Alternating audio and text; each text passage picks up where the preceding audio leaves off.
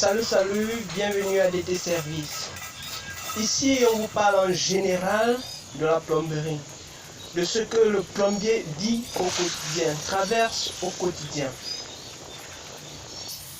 Et si je fais cette vidéo aujourd'hui, c'est pour vous présenter en quelque sorte le plan d'alimentation en eau d'une cuisine. Et plus encore, je vous donnerai les noms des différents raccords que nous avons utilisés pour pouvoir effectuer ce travail. Comme vous pouvez le voir dans cette vidéo, nous avons déjà commencé avec le plan de seigneurie, car le plan a déjà été défini à l'avance.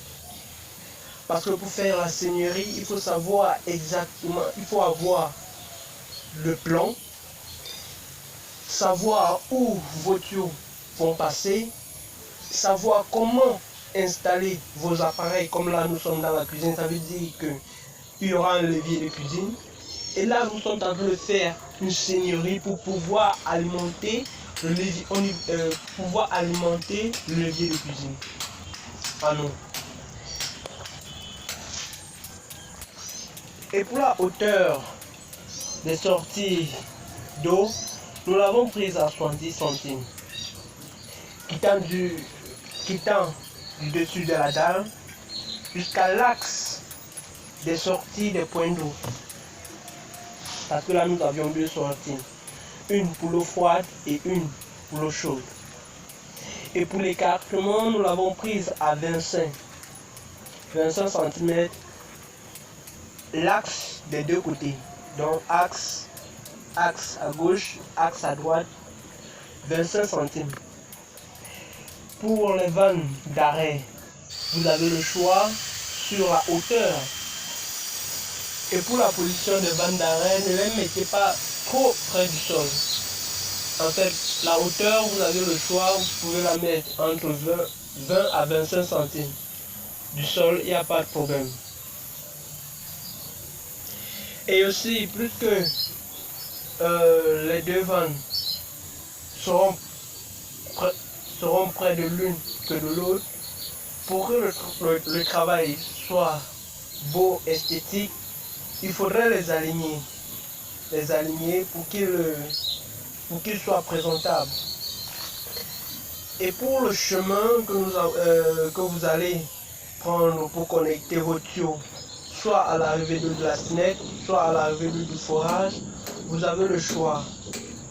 Je ne vous dirai pas de prendre le chemin le plus court, mais plutôt de prendre le chemin le moins complexe. Tel que vous voyez cette vidéo, c'est la vue de face. Et donc à la vue de gauche, nous aurions l'arrivée d'eau froide, et à la vue de droite, nous aurions l'arrivée d'eau chaude. Et comment quitter de l'eau froide à l'eau chaude fera l'objet du travail que nous allons accomplir dans une prochaine vidéo. Et sans plus trop traîner sur le sujet, passons au nom des raccords.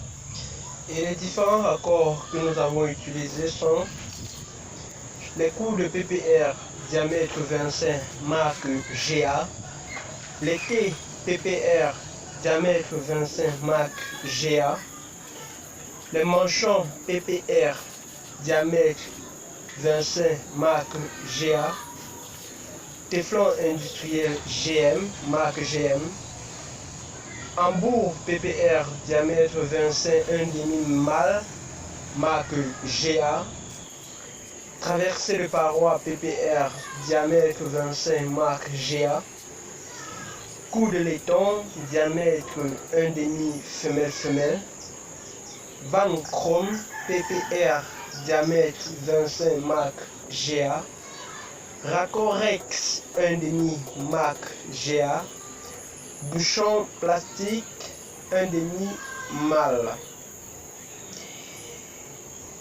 Sans oublier les tuyaux bien évidemment, tuyaux PPR diamètre 25 marque GA.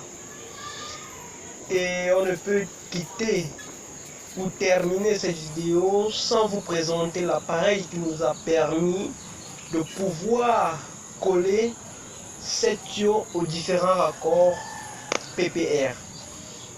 Et donc c'est l'appareil chauffant PPR Sur ce, je vous remercie.